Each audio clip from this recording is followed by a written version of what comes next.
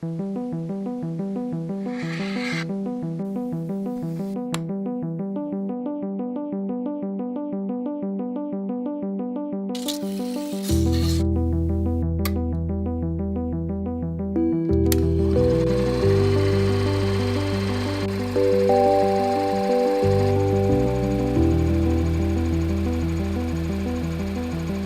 Umar Said Jongko Aginongko, Ketua Perkumpulan Syarikat Islam punya 2 juta anggota. Perkumpulan terbesar.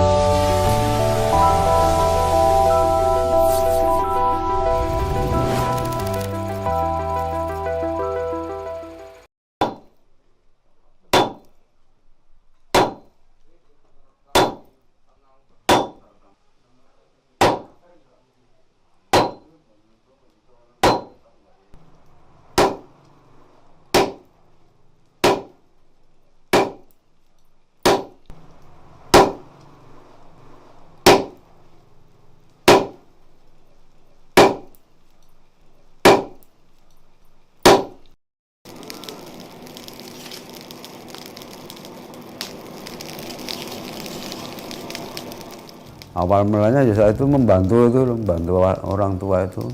Yo lama-lama timbul sendiri, Mbak. Kok apa ya rasanya itu kok, wah siapa lagi saya nggak, kalau yang meneruskan bukan saya, seperti timbul seperti itu. Mulai apa istilahnya nempa, ya setelah orang tua kurang begitu sehat ya, sekitar 95 itu.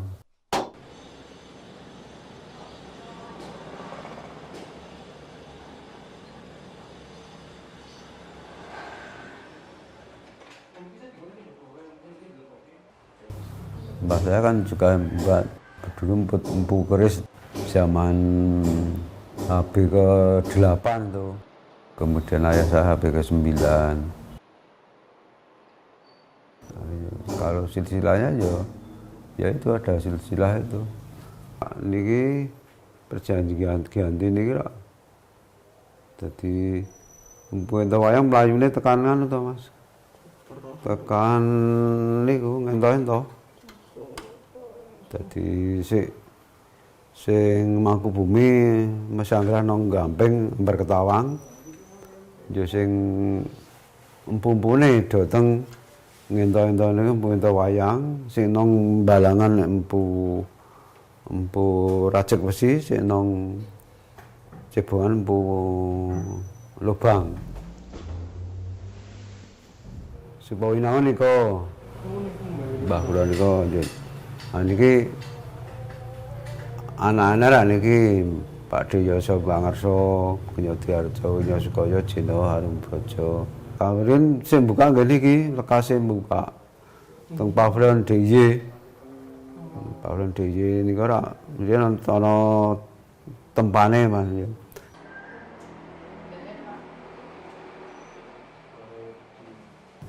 Memang keris itu ya kalau yang bagus yang sesuai dengan permintaannya, sesuai dengan profesinya atau tanggal lahirnya, itu biasanya bisa sesuai sesuai dengan karakternya orangnya itu. Ya misalnya untuk keris-keris untuk pedagang, Mas, itu biasanya keris dapur cerita, misalnya pamornya biasanya pamor udan mas, udan mas itu kan biasanya ada pengaruhnya dengan hubungan karo bisnis.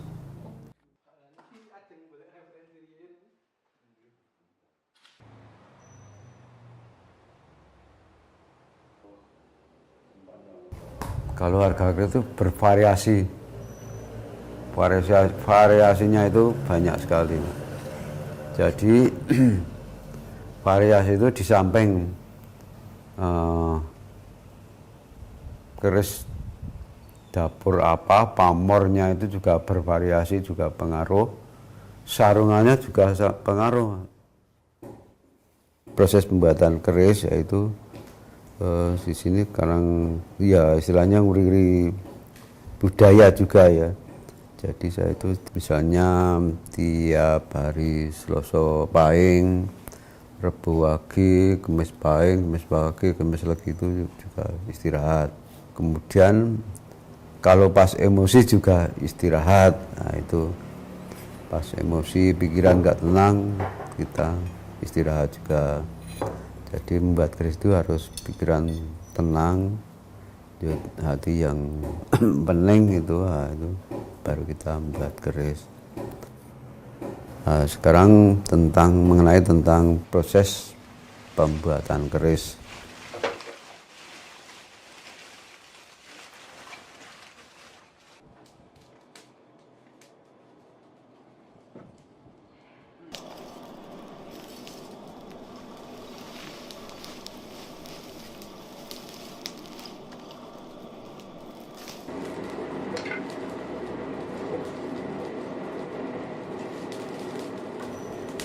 Nah, pembuatan keris itu didasari dengan percaya diri. Kita harus semangat, percaya diri. Nah, kalau seperti dulu ya kita biasanya istilahnya ya pakai ritual, Mas.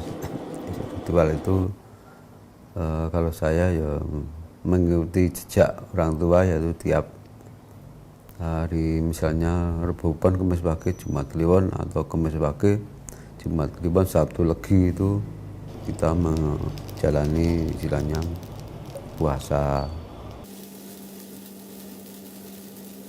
Awal mulanya pembuatan keris yaitu ini besi kosong, ini masih lempengan besi. Ini yang tengah ini pamor. Nah ini besi, pamor, besi ya gini. Nah, ini di istilahnya kalau kalau tempa keris itu namanya dipijer. Pijer itu jadikan satu dengan suhu yang hampir mencapai titik didihnya, yaitu sekitar 1350 derajat Celcius. Baru dipalu, nanti akan menyatu jadi satu.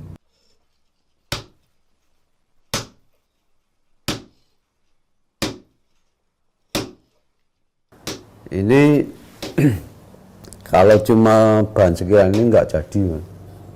Ini paling nggak 4 ini baru jadi satu. Jadi biasanya kalau di sini ini jadikan lapisan 8, nanti yang satu lagi 8, satu lagi 8, satu lagi 8, jadikan 8 kali 4 dan 32, tekuk lagi 128, tekuk lagi 256 lapisan pamor. Nanti akan jadi yang namanya saton. Nah saton cuma sekian ini. Ini jadi dari ini tadi 4 ini akan jadi sekian ini. Ini yang disebut saton. Satuan pamor. Jadi ini ada ada lapisan-lapisan pamor yang jumlahnya sekitar 256 lapisan pamor.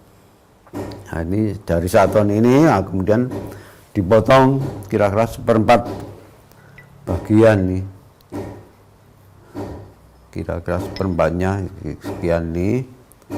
Nah ini nanti untuk calon gonjo, ini potongan calon gonjo. Sisanya yang sekitar 3/4-nya dibagi 2 sama besar, yang berbentuk seperti trapesium. Pokoknya ini saton dibuat 2 sama besar, baru ditambah tengahnya ini baja. Nah ini baja ditaruh di tengah-tengahnya. Nah ini saton, baja, saton. Ini jadikan satu, dipijer,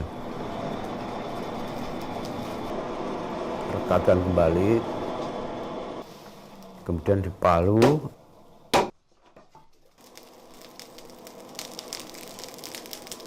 Akan menjadi yang disebut kodokan. tinggal membentuk keris ini. Dari sini sekitar panjang 32 cm panjangnya ini. Nah, nanti dibikin lok, nanti dari sini diilap itu ditipiskan pada bagian kanan kiri, tipiskan ya, dibolak-balik, dipalu pakai palu kecil itu. Nah, pada bagian kanan kiri yang di tepinya, di tepi kanan kiri, kanan kiri, kanan kiri, kanan kiri, baliknya juga kanan kiri. Nanti akan nambah panjang, juga sekitar hampir 36 cm. Setelah dilap baru digigir itu untuk membentuk ini, menghalus bentuk. Tadi kan kalau belum digigir kan ini masih prenyol itu loh, belum halus seperti ini. Nah, setelah digigir baru ini di sini juga halus, sini juga istilahnya membentuk kewangunan daripada keris.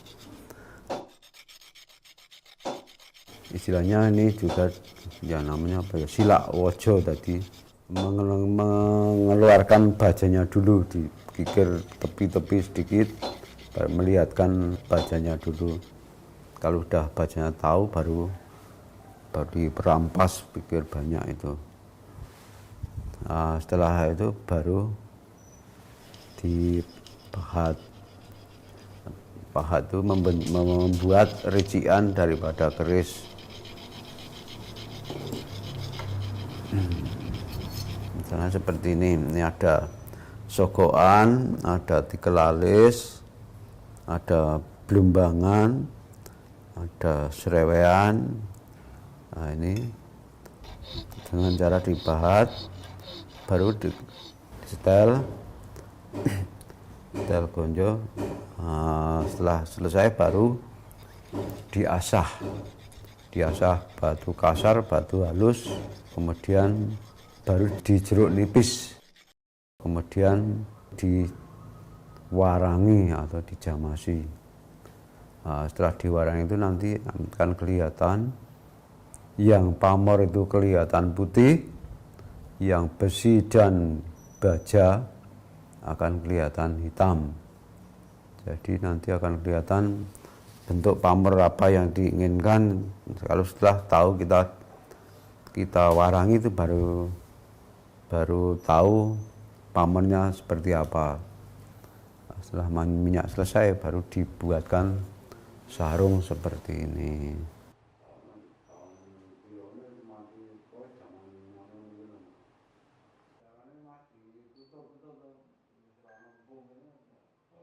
Nah, ini contoh keris yang sudah jadi, sudah pakai, istilahnya sudah pakai sarung. Kalau orang ya udah dikelambini istilahnya. Misalnya seperti ini.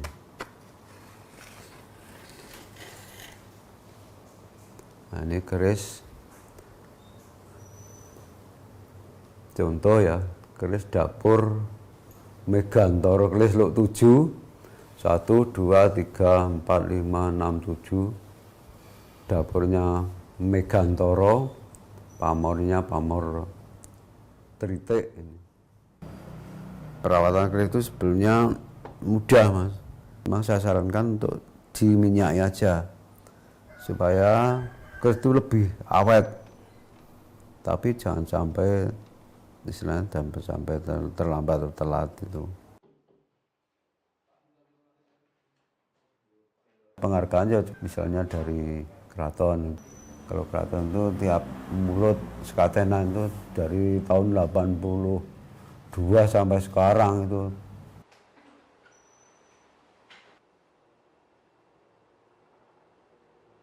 Ya kalau saya ya cuma rencana-rencana itu, tapi sampai sekarang belum terlaksana ya.